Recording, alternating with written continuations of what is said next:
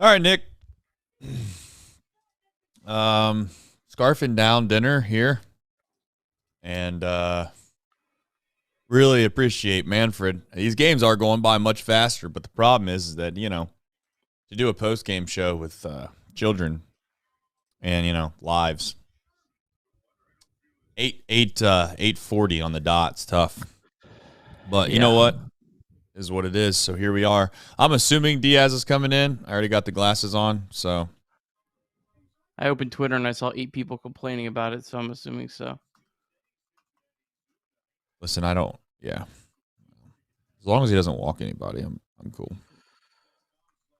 Let's get us up on Twitter at least. Yeah, so I'm going to eat this last bit of Skyline. No free ads. Oh. Let's go. You know, if he throws a 1-2-3 ninth here, you're gonna have to eat Skyline every time Diaz comes. Yeah, my son would want that. Literally, he could live off of it. I can't. Yeah, he's almost made me not like it. That's how much he wants to go. Really? Oh wow. Yeah, I mean, if you go every day, that's a problem, Nick. I could eat Chipotle every day, no free ads. All right. Not even hesitate. There's a lot of people in the chat that don't want to watch, and I don't blame them because this is a must-win game. It feels like. And my must-win as you can get on June 18th. I'm well aware that it's early.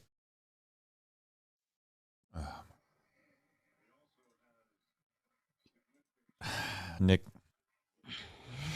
I can't do it. I just can't do this. All right, there's a strike. All right, you're ahead of me then. I just seen the strike. All right. You're not that far off. Let's try it right about now. We're probably 2-1, 13, 12, 11, 10. About 3 seconds 9, ahead still. Let me 8, try a quick pause 7, and play. 6, 5. Yep, we're right on. They're calling time. Went out to talk to him. We're right on. All right. Right on. Let's do a little promotion here because I think some people are going to want to watch this ninth inning with us. Good idea.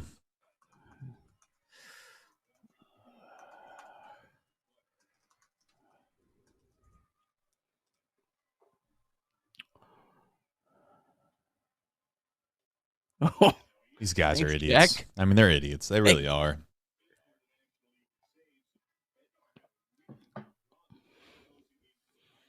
Throw another one up there. Sure, he'll swing at it again. Yeah. Fastball? Let's go. All right. Let's go. Diaz. Missed the spot a little bit there, but hey, we'll take it. I'm not going to complain. He's looking for the up and in fastball. Got the up and away fastball. It wasn't in the middle of the plate. That's probably the one Pirates hitter that you really feel good about trying to make chase.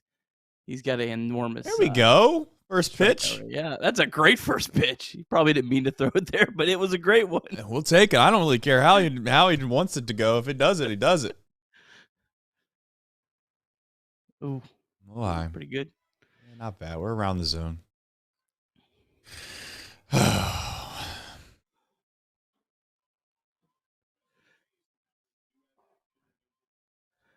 Another fastball up and away. Fastball up. He's hitting like kind of the what would that be called? The vertical part of the attempt. Yeah.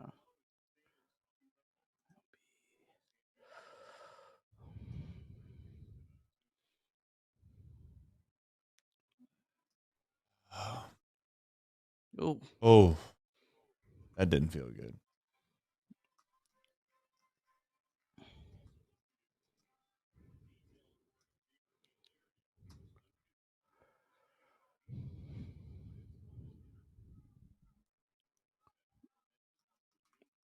The crazy thing about Diaz, I'll save it.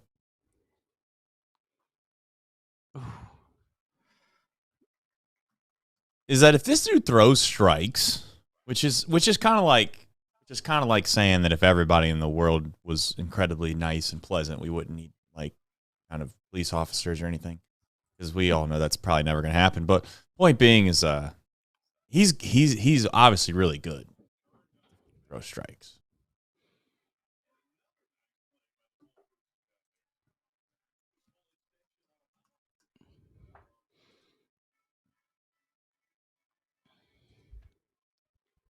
Got a ball girl down the line. I look at Edwin Diaz's career, and there's 1 year, if you look at his page, 2019, where it just kind of imploded on him. That year he gave up a ton of home runs, which is obviously not Diaz's problem. It's all walks. And that's an out, right? Good play, Ellie. Good play. Not many shortstops make that an out. I wouldn't say not many. That's a little overkill. Let's just keep it at it's a nice play. It's a nice play. I agree with that. That's a nice play. The not many shortstops make that play. That's a stretch. It's just a smooth backhand. I'm not. Also, they get it to first base. I'm not sure they beat the runner. Okay.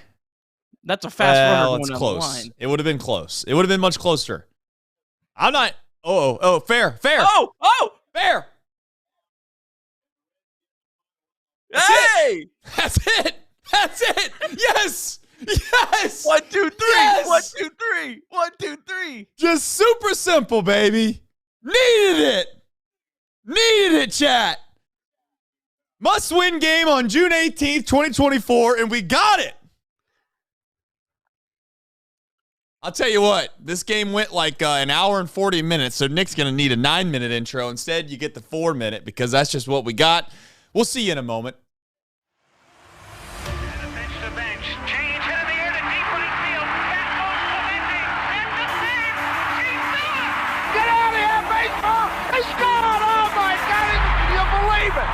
Johnny Bench has tied it up. The Cincinnati Reds win the World Series in force rate. It was a sweep. In the dirt, it's a wild pitch. Here comes Foster. The Reds win the pennant. Hawkins won the game. That ball is fair. Cincinnati's ahead. 2 games to none. Welcome Joe Randa to Cincinnati. Adam Dunn has done it again. Benzinger backing and calling. And the 1990 World Championship belongs to the Cincinnati Reds. Marty, yes. This is Adam from Milwaukee. Hey, Adam, how you doing? I'm good. How are you? Good. Do you think Scott Chatterbox is a good player? Dunn up there with the bases loaded. The outfield deep and around toward right, and the 1-0 on the way to the plate. Swung on. Long drive. Right field. And this one belongs to the Reds. And a high drive. Hit back into deep right field. Junior has just knocked the door down to the 500 club. Benson's first home run is a walk-off winner. That ball had a family. And De La Cruz is, oh my goodness, look at this kid run. My, oh my, that is a triple. Matt McClain's first big league bomb. Spencer Steers' first big league hit is a home run to straightaway center field. Joey Votto's done it again. The pitch. Votto swings high in the air. Right field. Yes! He pointed to the dugout to say, I told you. That is Joey Votto's 315th career go-ahead ribby. Only Johnny Bench had more as a Red. And I can't tell you how much it means to play in front of everyone here in Cincinnati as a Red. What a gift. What a tremendous gift. So thank you. Thank you. I think I can speak for all of Reds country. Joey Votto, thank you. High drive. Left center field. Racing back to the Laurent Bourgeois. The Reds are National League Central Division champion. In the air, left center field. Did he? He did. They did. Reds win. Line into right field. Junior, the first Red ever with 4 home runs in a game. Can you believe it? In the air down the right field line.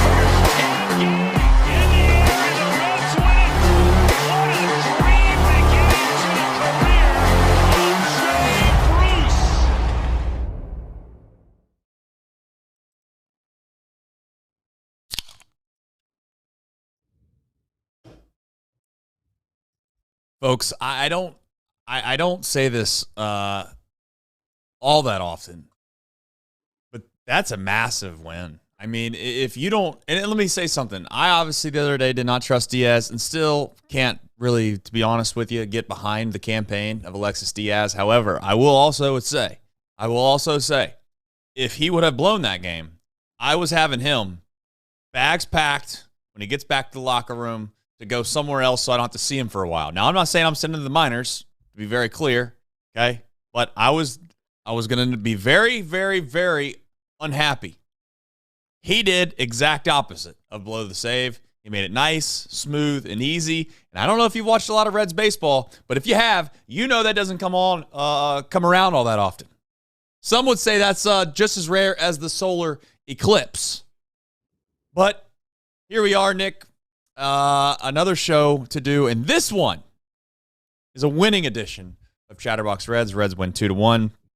Got a chance to win a series tomorrow now when they've lost the opening game. Maybe you're right. Maybe they should just start blowing the first game on purpose if we could find a way to win tomorrow. We'll see what they do.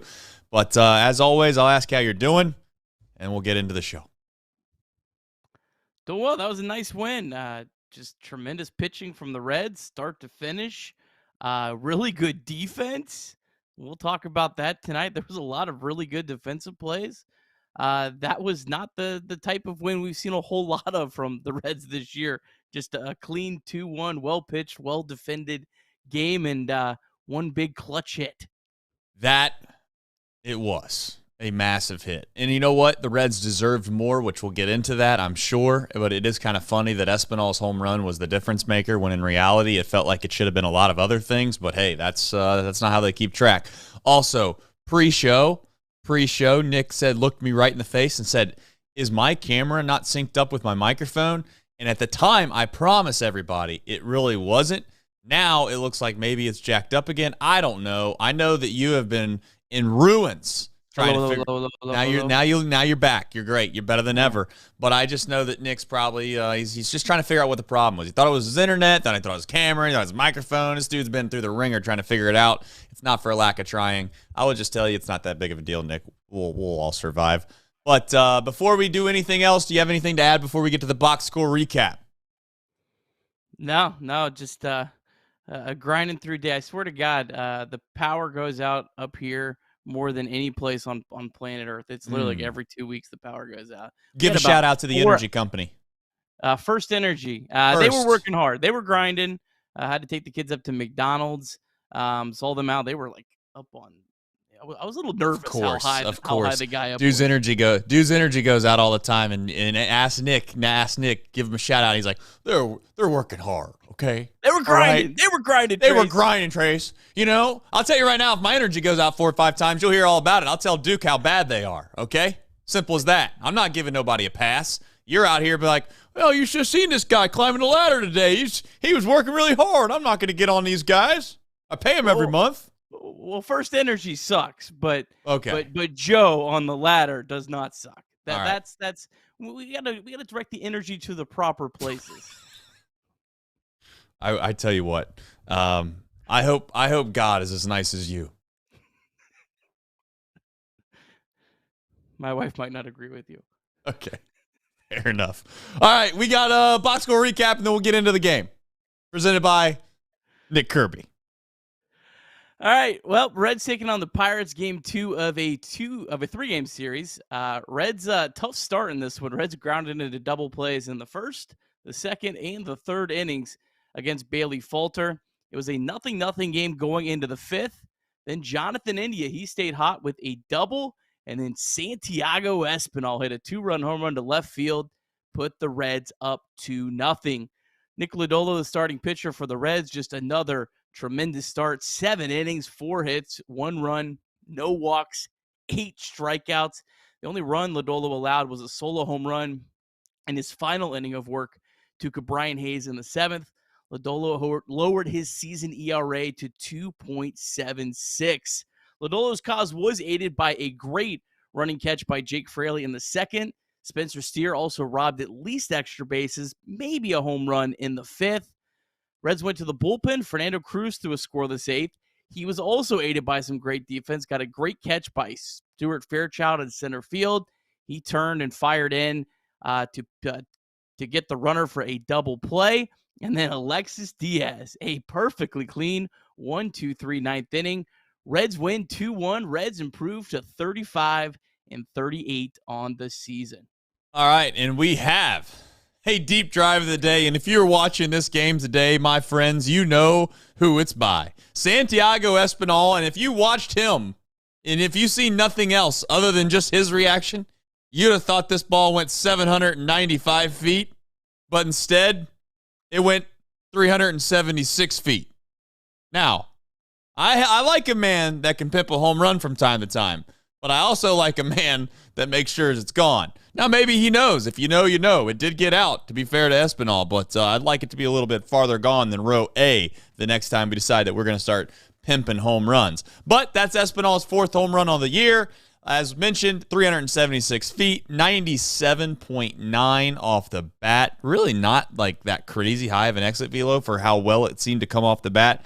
That gave the Reds a 2-0 lead. Win probability would jump up 21.7% to 74.4% at the time. And as we all know, it would be 100% by the end of the game. DSC, they are a leader in renewable commodities for biofuel production, specializing in used cooking oil collection, aggregation, and sales. Visit www.deepsouthcommodities.com for more information. And thank you to John for always supporting us and our show.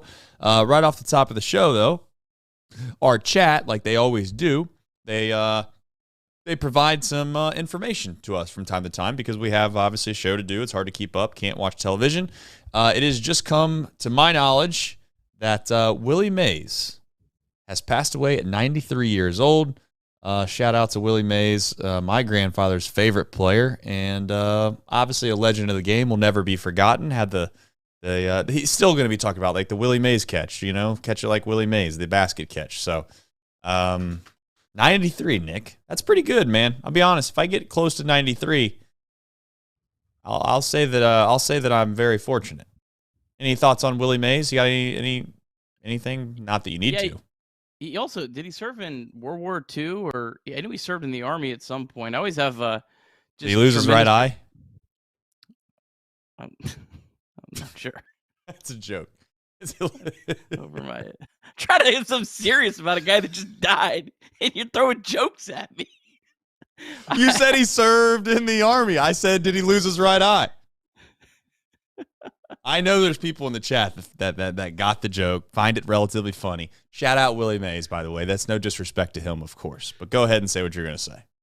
I was just going to say, I have tremendous respect. I always find it fascinating. I'd love to learn more about players that took time off, like Ted Williams, to serve in the Army in the middle of their career, came back and played well. But yeah, Willie Mays, career 155 OPS plus. That is unbelievable. Toby Keith is by the way, RIP all around. That's an RIP all around. Toby and Willie, 2 American legends, icons, gone.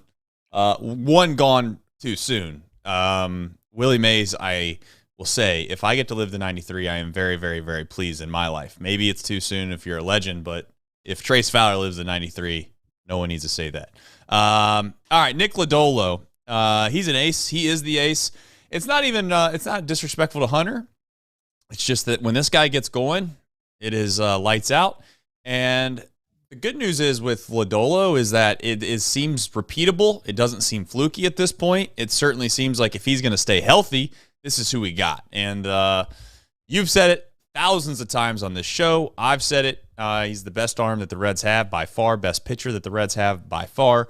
And he did is exactly what you need an ace to do. You go out there and on a day in which I think that the Reds offense, stop me if you've heard this before, deserved better than what they actually got. He didn't make that a storyline, right? We're probably not going to talk about the hard hit balls left and right. I will because I'm sick and tired of it. Tyler Stevenson had a heck of a day today. And, of course, the one time he pulls a ball down the line that hits a double, nobody's on base. But the one time he barely goes foul and hits a rocket to right, we had guys in scoring position. But that's here nor there. Back to Lodolo. I got nothing else to say about the guy other than Sadak jinxed him. No offense to Sadak, but he definitely jinxed him. I don't really like when my guy's going out there for the 7th inning, 6 full innings of work, and we're talking about that he's never pitched a complete game before. So, just saying. We could save that for like the 8th or 9th. That'd be great, but here we are. Yeah, I mean, Lodolo, if he qualified right now, he'd be 11th in Major League Baseball in ERA. I mean, I think Nick Lodolo, I mean, the reason he's not talked about is because of the injuries. But, I mean, this guy should be talked about as one of the best pitchers in the sport. When you talk about guys like, Paul Skenes, and obviously Skenes is a different kind of roar on him, but Nick Lodolo is a absolute star pitcher. I hope that he gets some real consideration for the All-Star game because, knock on wood, you don't know how many opportunities he's going to have because he has dealt with a lot of injuries and he's absolutely deserving. But I mean, you almost take for granted how consistently dominant he's been. I mean, since he's been back, he hasn't allowed more than 2 earned runs in any of the starts. He had that 2-week IL stint.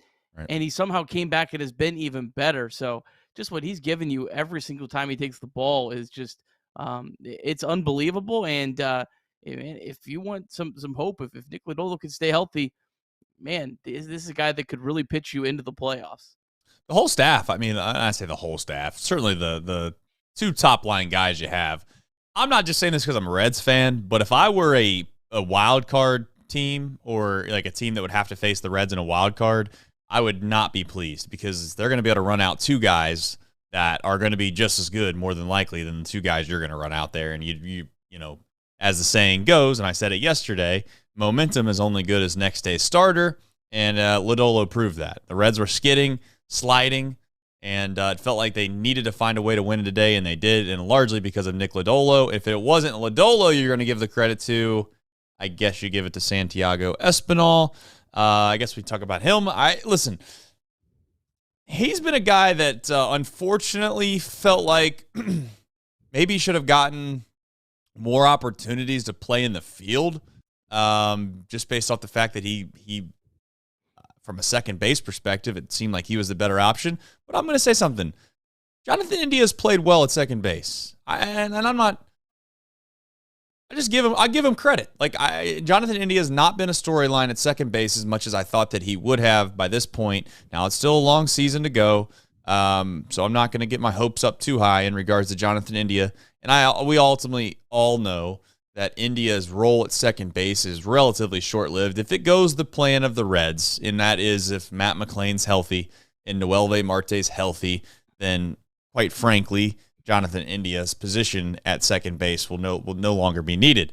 But I don't want to just gloss over the fact that we were hoping Espinal would get more run at second base, and I think some of that hasn't happened for Espinal's sake just because of the play of Jonathan India. But all in all, I'm glad to see Santiago run into a baseball. I'm not going to get overly excited about it, though, Nick. I'm not going to sit here and claim Santiago should be in the lineup more or say that he's back or anything like that. But it is nice. It is nice to see. How do I say this? It's nice to see somebody contribute to a win that otherwise probably we didn't expect, if that makes sense. It feels like we kind of got fortunate that Espinal hit a home run at a very timely event because there's not going to be many of them, is I guess the point I'm making. Yeah, I think Espinal's been really, really good defensively. I tell you what, man, his ability to play at third base and second base is really, really remarkable. I thought he would be a solid defender. I didn't think he'd be a plus defender. But yeah, I mean, ever since probably the first couple weeks of the season, I think Espinal's been close to an average hitter, which is what you were hoping to get out of him. He was, brought in to be a utility player, and he fills that role well for the Reds, especially, you could platoon him. You could bring him in late in games defensively. But yeah, I mean, look, it was nice to see him get a big hit because the Reds had a lot of hard hit balls off Bailey Falter once again. And I certainly didn't want to talk about that again, how many hard hit balls they had and just, nothing to show for it. This can't keep going on, Nick. Well, eventually it's gonna even out. I mean, you're you're gonna win a couple games where you don't have a lot of hard hit balls. But overall, I mean, you hit the ball hard, you're gonna win.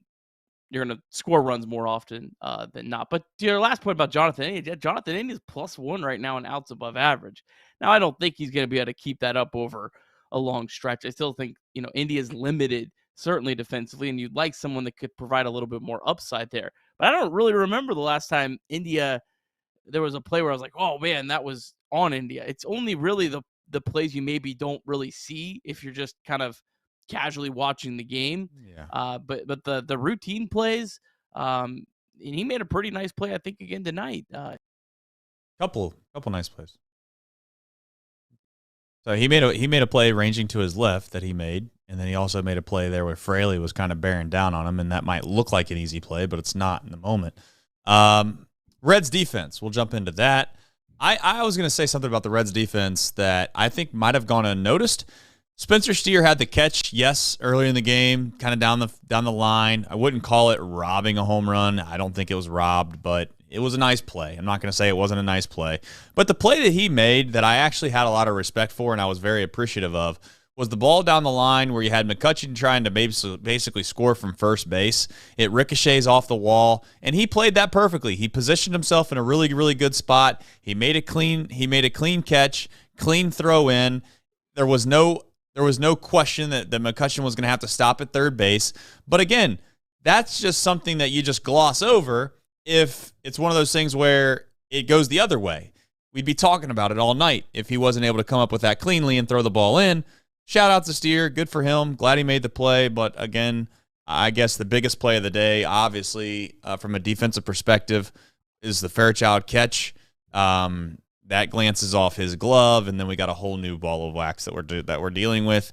And it's funny. Like, I'm not trying to sit here and be like see, but like those are the plays that I know in 2 months if Fairchild drops a fly ball in Chicago, nobody wants to remember. But I'm just saying, put that in the back of your mind. Fairchild's done that how many times this year, Nick? It seems like a lot. And also, I'm gonna give Ellie some flowers. The last flowers I'm giving out on the defensive side. Ellie, I thought was smart in regards to the fact that did you think for a second he was just going to try to beat that guy to first base? Did anybody in the chat think that? I thought Ellie caught the relay and he was like, I'm just going to run this to first base. And then all of a sudden it kind of got to where it looked like it was about to become a race. And I was like, Ellie's just going to race this guy and he's going to win. Turns out he just makes the nice toss in there.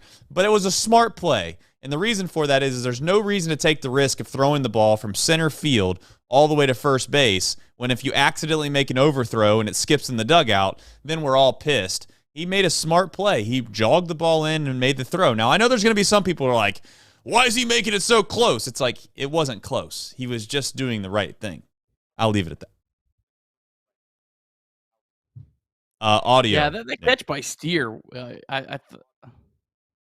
Too loud? No, now you're good. I think you're not Audio synced up, so you're good. He's gonna come back in like 2 seconds. One of those days. All right, go for it.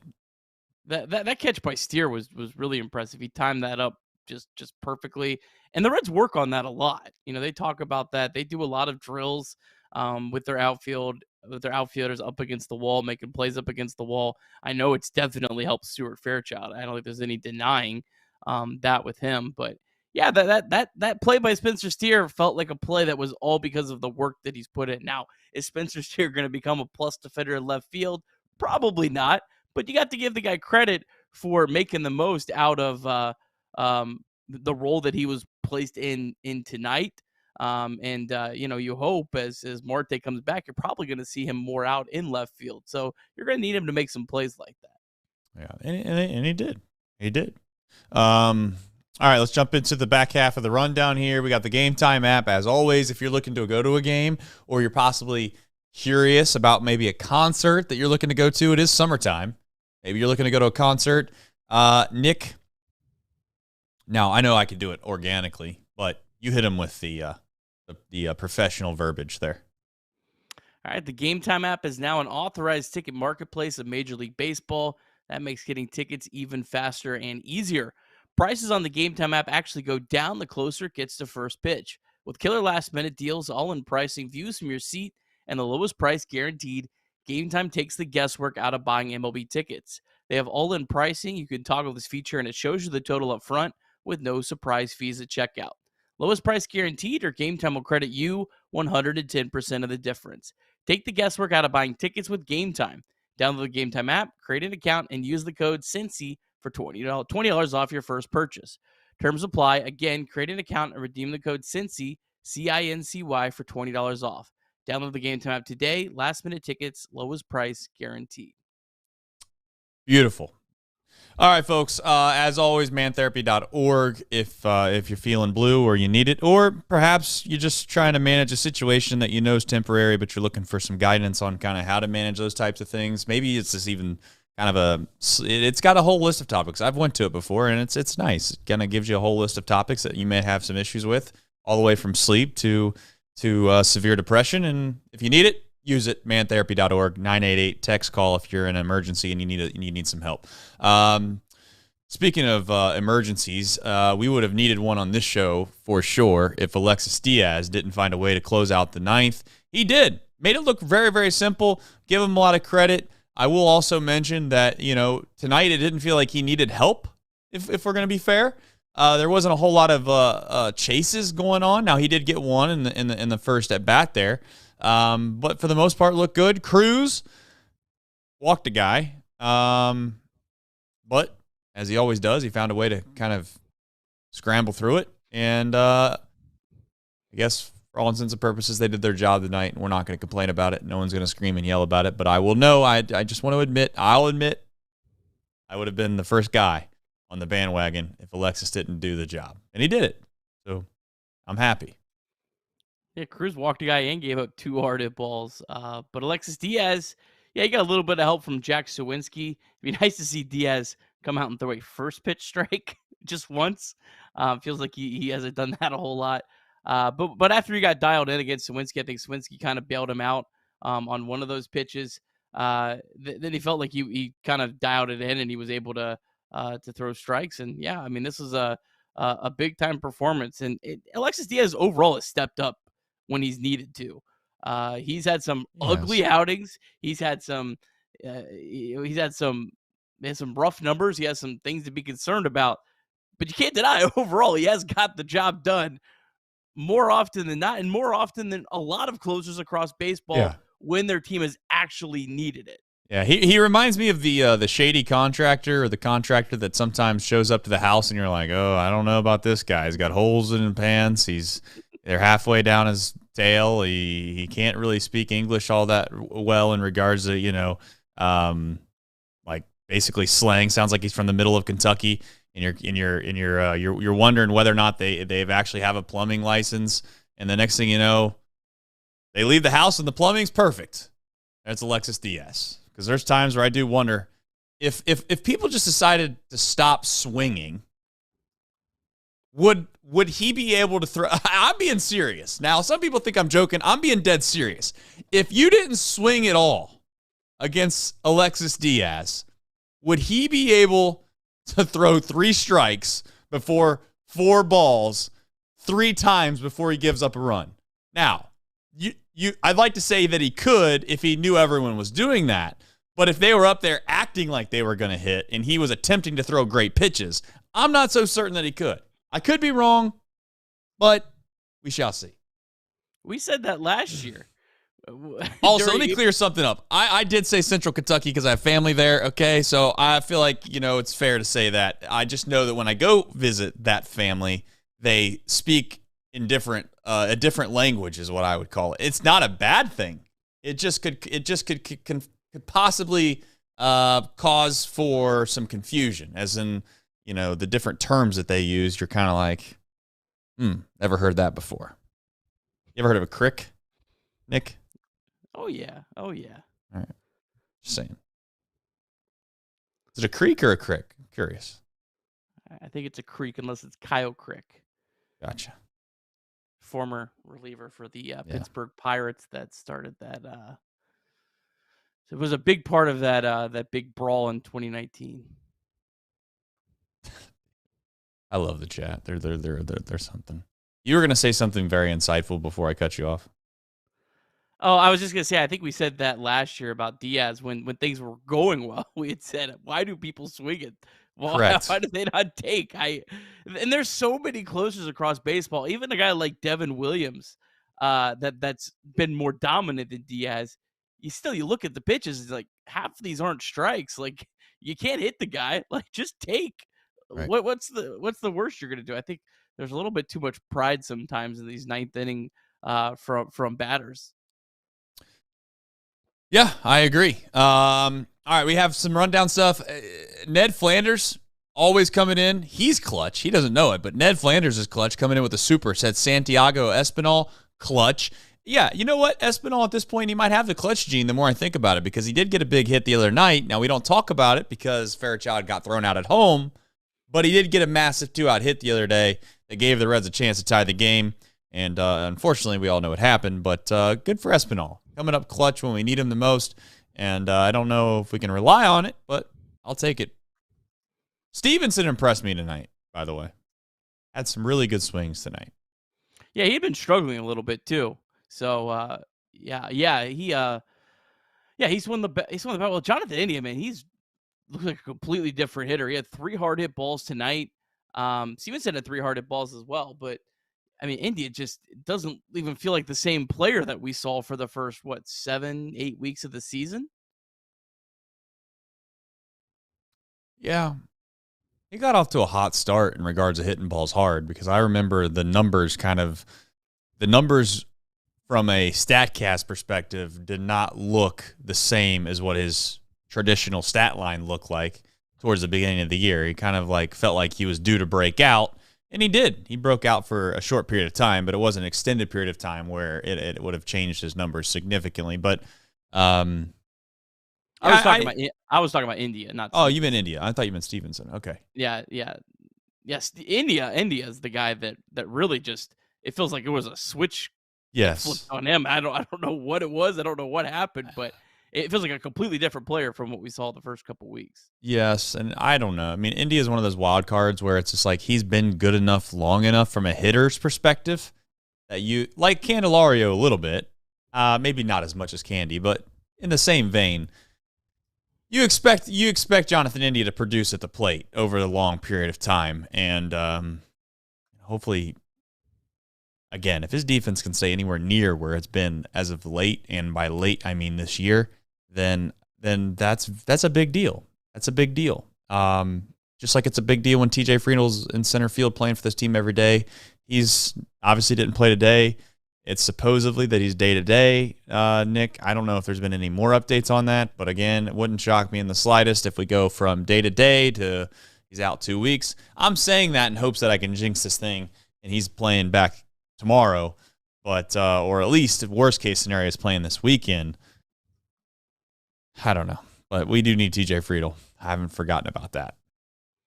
Yeah, my guess is there's no chance they're going to play him before Friday because there's an off day on Thursday. It just makes sense. Give him an extra day, and then you hope that you can have some sort of definitive answer on is he going to be able to play or not by Friday, and it isn't something that drags out. But I don't know. I know a lot of people always get really upset when the Reds play a man short. I don't give a damn if they play a man short for an extra 5 days if it's TJ Friedl and he has a chance to come back before that IL stint. Because who they're going to call up really going to be worth more than maybe 5 games you're going to get out of TJ Friedl? I don't think so. And he's already proven that he doesn't really need a rehab assignment to come back in and contribute. Correct. He's not. They're going to wait this thing out. They've already shown that by the way they've handled other injuries. And I'm not saying it's the right thing, but I am saying that's the way they do it. CES is a perfect example of that. I mean, the guy was day-to-day for a week, and then all of a sudden now he's out for 60 days. He might be out for the year. Who knows? Kind of a wild. I don't know. I don't know how that stuff happens, but anywhere. That's here nor there. All right, you have on the rundown Ashtrace anything? That seems very daunting. That seems very daunting. I don't really see too many things in the chat. I'm trying to scroll as I look here. I do like Mouse Cop's funny, man. I do like the fact that there's a little bit of a discussion about whether it's a creek or a crick. I feel like I've heard people from my family in Kentucky, they call it a crick. Is that right? A crick? A crick? I think most southern folks call it a crick. Crick. I don't know. Never heard that before in my life. I'm gonna say rip it, Mouse Cop. I'd rather rip it, personally. The wildest thing, because I went to school in the South, and the wildest thing that I could not just grasp was I got like crushed for calling it pop. Like they thought that I was Yes. it was like a curse word.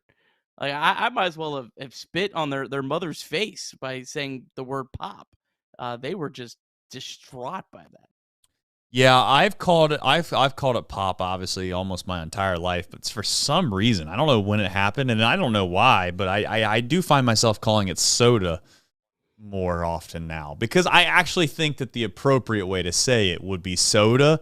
It's just that when you grow up around where we grow up, pop, I guess, stuck. I don't know how, but it did. I'd like to get the origin story on that. But definitely, if you're discussing, what the appropriate name for it would be, it seems to be soda. But I don't know. Who cares, really? All right. I don't see anything else. If I do, we'll discuss it when we get back. There was one question. How do we feel about Ty Steve? I just said I think Ty Steve's starting to look a lot better. I think Ty Steve, when he acts like naturally runs into baseballs inside and he doesn't try to feel like he's trying to provide power, that's when he's at his best. And I still think, and I'll forever think, when his mindset is up, I can't figure out this hiccup situation. When his mindset's up the middle and backside, I feel like that's when Stevenson's at his best. I know that's not what maybe the StatCast or the kind of the analytics would desire because the exit velocities aren't going to be that great. But, I think being a slap hitter with occasional pop is not a terrible thing. I'd rather have that. And Michael Rolfe, he just comes in here time and time again. This guy comes out of nowhere. Dude, he's like actually kind of like Espinal at times. Much better than Espinal, but just saying. Just when you least expect it, here comes Rolfe. 50 bomb said, ladies and gents, tough news with my youngest. Here we go. He said, I'm not sure if you are all into prayer, but I need those or good vibes. Life is short. If you have young kids, be patient. Buy a basketball hoop and smash a hole in your wall like Trace. And this one belongs to the Reds. ATOBTTR.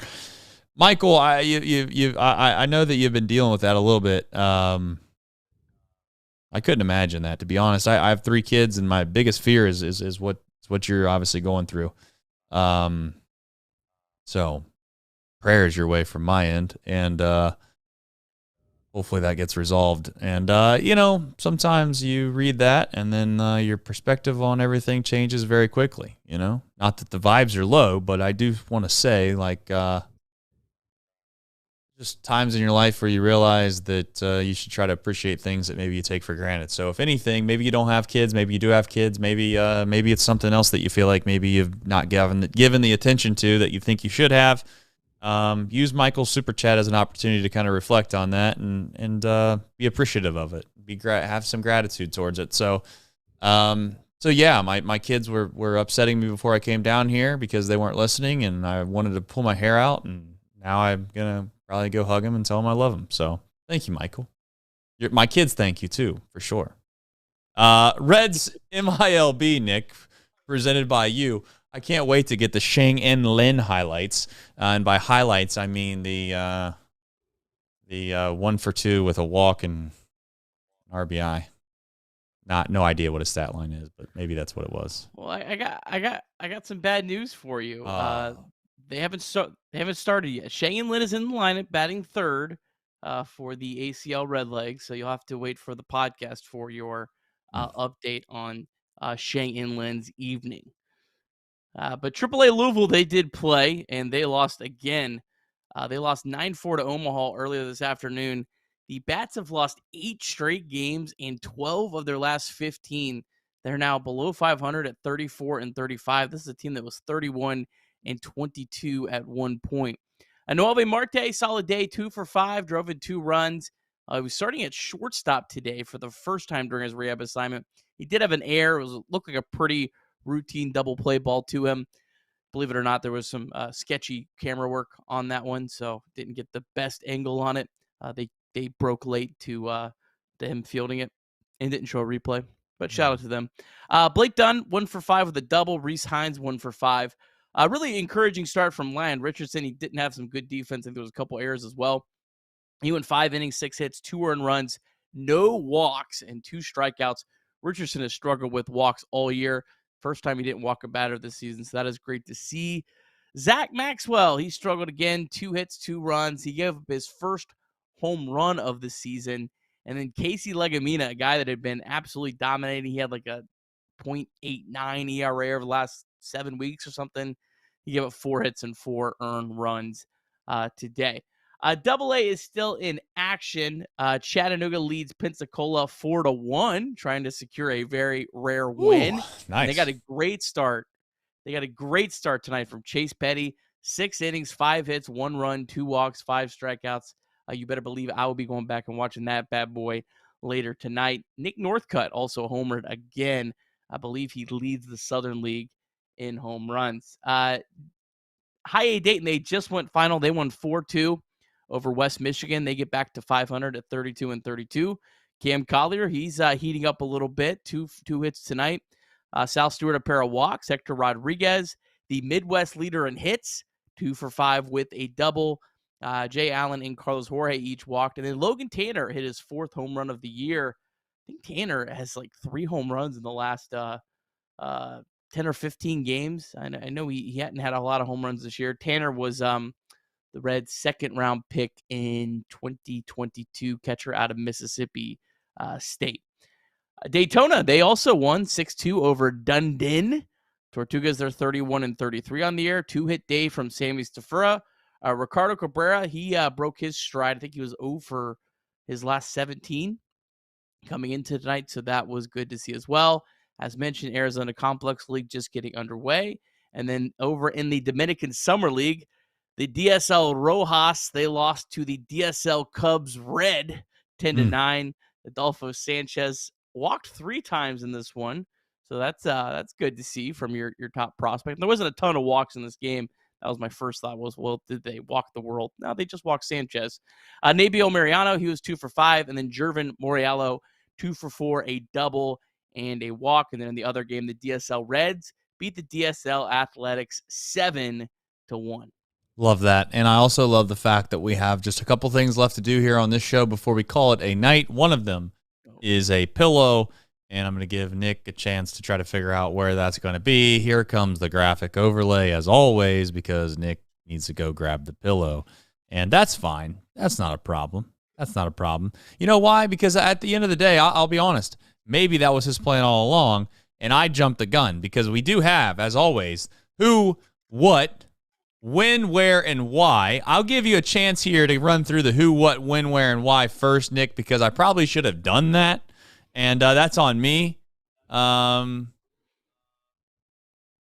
was going to make a joke. I need to stop making any jokes because maybe people think I'm too insensitive. But there was a joke right in front of me there with Mitch Keller. Shout out Helen. But anyways, point is you run through the who, what, when, where, and why. And we'll jump into the most important stuff here in just a minute. All right, Reds going for a series win tomorrow. This will be a 12:35 start. Mitch Keller on the hill for the Pirates. He's having a great season, 8-4, 3.36 ERA. This was a guy that was the number 12 overall prospect back when he debuted. Right before the season started, signed a 5-year, $77 million contract extension. He was the Pirates' opening day starter. Relies on 7 pitches. Doesn't throw them all the time, but a 4-seamer, sinker, sweeper, cutter, slider, curveball, and changeup. Fastball averages 95 miles per hour. Career 6.03 ERA in 14 starts against the Reds. I think that might be a little bit misleading, though, because of a few of his starts early in his career. Not some good numbers, some not so good numbers. Reds 17 for 24, 230 average overall. I'd expect TJ Friedl won't be in the lineup tomorrow, and it's probably a good thing because he's 1 for 17 against Mitch Keller. Can you believe TJ Friedl has that kind of stat line against anyone? Probably also be a good day to give Tyler Stevenson the day off. He's 1 for 12 with 6 strikeouts. But Jonathan India, he's 5 for 12 with a double. Nick Martinez, 2 for 2. Spencer Steer is 4 for 7 with a double. And Jake Fraley is 3 for 8. All right, for the Reds, Hunter Green, 5-2, 3.61 ERA. He's gone 5+ innings in 10 consecutive starts. He's got a career 1.99 ERA in 4 starts against the Pirates. You might remember he threw 7 1/3 no-hit innings against the Pirates at PNC Park back in May 2022. Of course, the Reds would throw a no-hitter and lose that game, but, you win some, you lose some. Active Pirates against Green are 14 for 55. That's a 255 average, 721 OPS. O'Neal Cruz has taken him deep. He's 2 for 5. Brian Hayes is just 1 for 8. Brian Reynolds just 1 for 6. And Jack Sawinski, he's 0 for 8. Love that. I love 0 for 8. Now, I will say some people, if we were on the opposite side of that, we would say that they are due. Speaking of due, that's a big league segue for those that are keeping track at home. It is time for the pillow. Nick, go ahead and show us what we got here tonight. Oh, he can't figure. Oh, it's almost like you've done this 600 times. Still can't figure out how to do it right. I think that when I do it backwards, they win the next day. That's what I'm going to say. I think there's some causation there. Okay. All right. Superstitious, are you? Before we get into the dunk, another super bomb from Michael Rolfe. He says, appreciate the kind words, but the absolute best part of my SC, I think that means super chat, was Trace talking / Nick reading and going wide-eyed. Love you guys. The chat, thank you for all the awesome questions for the chat. Kona ice or ice cream? I say ice cream, personally. Do you know what Kona ice is? Probably ice cream. I got to look it up. I'm looking it up right now. I think it's like, I do. It's like, isn't it like slushy? Yeah, basically, like you get to you kind of get to choose. I will say though, kids seem to like Kona ice though, so it's like it's one of those things where, I mean, if you're a grown adult, you're going ice cream, but as a kid, you might go shaved ice, Kona ice. I will say there is another like shaved ice place in town that I love personally, so I would actually pick that place. But Kona ice, I don't know. There's something about there. I know I'm sounding very what's the word here to use? Privileged or there's something about Kona Ice's ice I'm not a huge fan of. Just gotta tell you the truth. Gotta tell you the truth, people. I'm just gonna be honest here. It also depends on the day. Like today, pretty much I think everywhere was like 95 degrees. I think ice cream's Kona cold ice too, sounds Nick. a lot better. Yeah, but I think there's something more about if it's really hot. I think I would want to. I feel like ice cream would be a better 80-degree option. Kona ice would be a better 90-degree option. All right, I can get behind that. I can get behind that a little bit, slightly. Although I would extend it out to like 95 degrees personally. Okay. That 80 to 90 seems kind of like we're in the same ballpark there. Could be wrong. All right. Final parting thoughts from us. Yes, Dippin' Dots, no free ads. Dippin' Dots are great, man. I remember Dippin' Dots came out. Cricks in Kentucky. Yep. All right. Love it. This is why it shows best. Sometimes you just get off the rails. You win a game and you have fun. Talk about whatever you want to talk about. All right. We appreciate all of you. In regards to dunking a basketball, I'll also admit I got a problem. I don't know where the basketball is right now. So what I'm going to have to do is I'm going to have to go kind of search and find out where this basketball is. But when I find it, you guys want, I need spam in the chat really fast. You want Buzz or Woody? Buzz or Woody? Buzz or Woody? Go. I need it fast in the chat. I don't have time. My outro is going. It's running. I need a Buzz or I need a Woody. I need people to answer fast. Fast, people. Buzz it is. Buzz it is. Buzz it is. Buzz it is. Buzz wins. Buzz is going on a ride. All right? We'll see you Let me see if Nick's already got. Yep, I knew it. All right. Sometimes you live and you learn. Sometimes you don't. I don't know. Here goes nothing. I'm gonna find the basketball. Hopefully the music doesn't run out.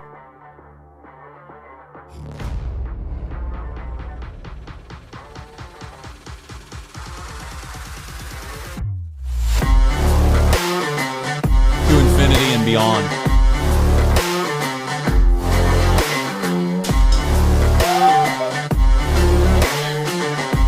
There's a hole there. See you tomorrow, athlete.